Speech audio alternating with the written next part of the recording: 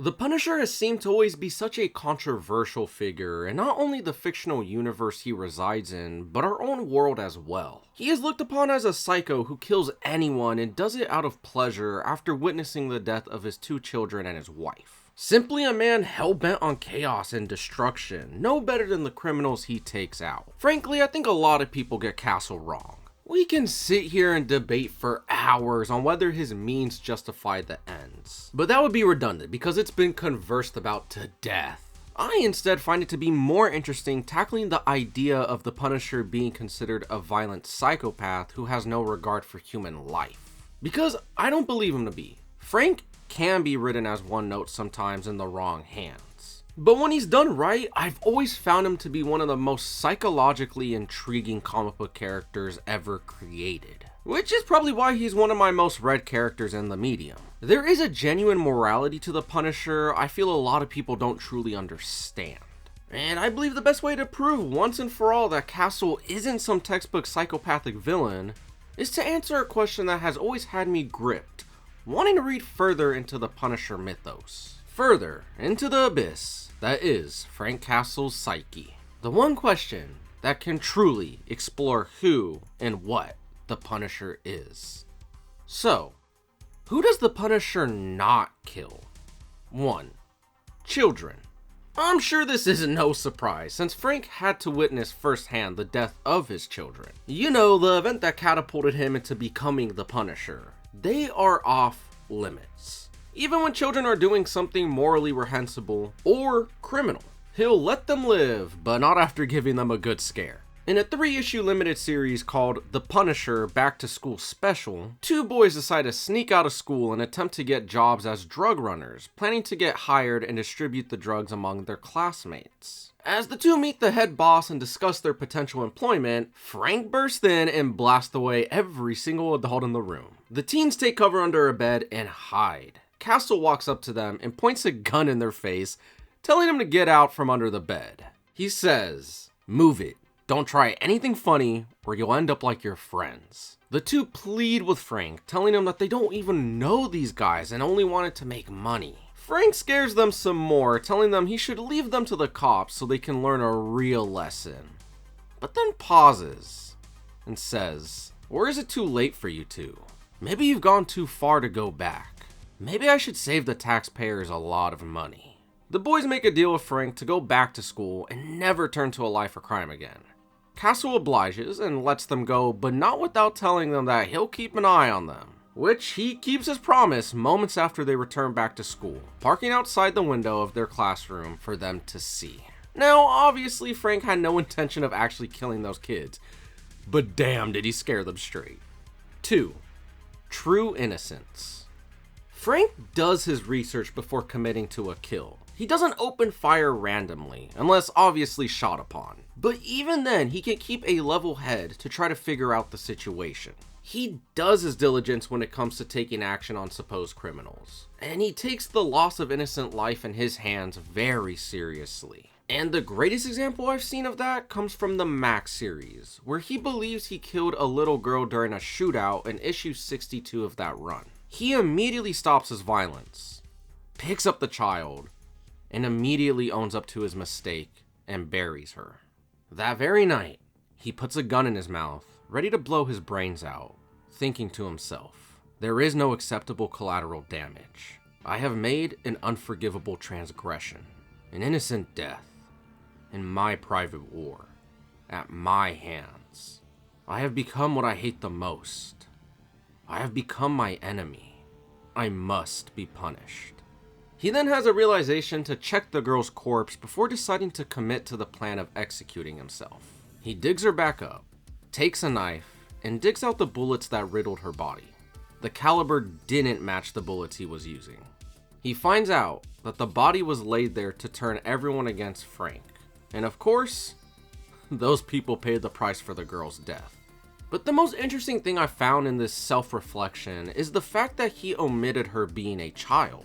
Obviously, that not only makes the situation worse and hits harder for him on a character level, but he is simply speaking about how all innocent life is to be protected. It's much grander than it being a kid. It's his entire philosophy of the pure and the upstanding deserving to be saved, that he has no right to harm them. Even though this is coming from a Punisher outside the 616 continuity, and the Max variant of Frank is much more brutal of a character, the series still kept true to who he is and where his morals lie. And the fact that he does have a heart, he does care, and does respect life. 3. Reformed criminals. This one is a very rare action he takes, and it definitely depends on what type of crime it is. But there have been instances of Frank letting criminals go free because they are attempting to change their life around. Now, obviously, if they were an abuser of children, committed multiple acts of violence or murder, then Frank really doesn't care if they try to change. But something on a smaller level like drug runners, hired thugs, gun smugglers, maybe there's some wiggle room there for him on extremely scarce occasions. Going back to the Punisher Back to School Limited series, Frank goes to kill a doctor who is helping push steroids into school, getting teens addicted to it. He decides a better use of the man would be to have the doctor do seminars at school about drug abuse, and treat all the kids that have been victims for free. When Frank comes back to visit the man, he begs him not to kill him, that he's changed and will keep helping kids for free, and that he genuinely has remorse for his actions. Frank believes him and lets him live. But not, of course, without a warning, letting him know one wrong move and he'll be there. 4. Brainwashed or mind-controlled individuals. It's very common in comics that people are going to end up brainwashed at some point. Not in a psychological sense of constantly being mentally messed around by someone, but you know, like an alien comes down and takes over a town. Or some superpowered villain has telepathic powers and controls a person's mind. Or maybe some mad scientist whips up a device that can emit low-frequency sounds, causing a person to get taken command of. There's many wild ways mind control occurs. So what happens when the Punisher ends up coming after you while you're committing crimes under no free will of your own? Because one of these wacky brainwashing scenarios occurred. Well, once he figures it out, he doesn't kill you. The best example of this actually comes from his first solo series, which was a limited 5-issue run that has been given the name Circle of Blood. In the arc, an organization called the Trust hired Frank to help them make an army of Punishers to go on a killing spree, taking out as many gangs as possible. But what Frank didn't know was that his army of Punishers were either reformed or already incarcerated criminals who were being brainwashed by intense drugs and conditioning to believe they are themselves the Punisher. But it doesn't stop there. The goal of the Trust was to actually take out the competition so that they could be the ones at the top. Their motive was to take over all organized crime in the United States with no one interfering. When Castle discovered this, he of course turned against the Trust and dismantled it. But he let the brainwashed criminals live, because he knew they were victims in this situation, with most of them already reformed and the others on their way to reformity, with Frank only fighting back in self-defense but not killing them. At the very end of the story, he even convinces a younger guy whose father, an evil mob boss the Punisher killed, not to shoot him out of revenge, and didn't even bother to fight him, let alone kill him, because the guy wasn't a part of the mob. He was a medical student, trying to make a difference in the world and stay away from any life of crime. After a small conversation about how messed up the kid's father was and the way he conducted his life, Frank convinces the son to walk away and keep away from his father's lifestyle, continuing the good work he's already been set upon. 5. Victims forced into crime.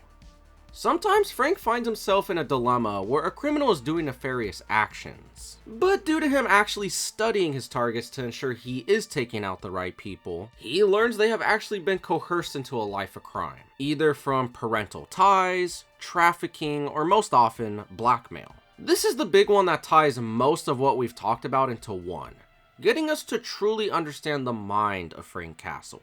He is diligent in his targets. He is sympathetic and forgiving towards victims, even if they've done wrong. But he also takes no shit and puts them in their place to scare them straight. My favorite example of this has to be Garth Ennis' Marvel Knights 2001 Punisher series, in the arc called Brotherhood. It's a story about two cops who are partners in the NYPD, with one of them seemingly falling into a life of crime with the mob. Frank, instead of going guns blasting, wants to find out more information about not only this supposed crooked cop, but to see how many other cops are considered dirty. So, he stalks both men, with him mainly focusing on the cop that has been in with the mob.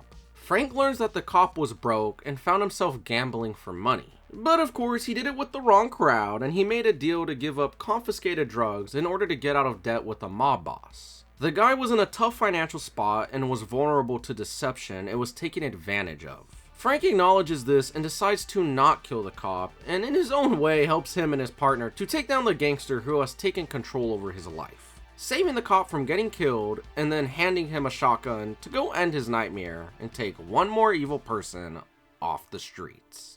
6. Other heroes. Finally, Frank does not kill other heroes, even if he fundamentally disagrees with most of them. He still respects them and believes they are contributing to the mission of saving the innocent. He has damn near encountered every superhero in the Marvel Universe and has come to blows with most of them, but always refuses to take them out permanently. And of course, the greatest example of that is when Frank kills some villains attacking Captain America during the Civil War event, which enrages Steve to the point of him beating Castle to a bloody puddle. And not only does he refuse to kill Cap, he refuses to even hit him back, because he's Frank's idol. With all that said, Frank isn't a psychopath. He isn't even a sociopath. The most common traits of a psychopath include no emotional attachment, no guilt or remorse, no empathy, and strong manipulation. Frank does have emotional attachments. It's obvious that he loved his family to death. He loved them so much it set him over the edge to become what he is. We see him have a guilty conscience from time to time, with a great example being the one I used earlier with the little girl he thought he killed. Castle felt so ashamed he almost killed himself.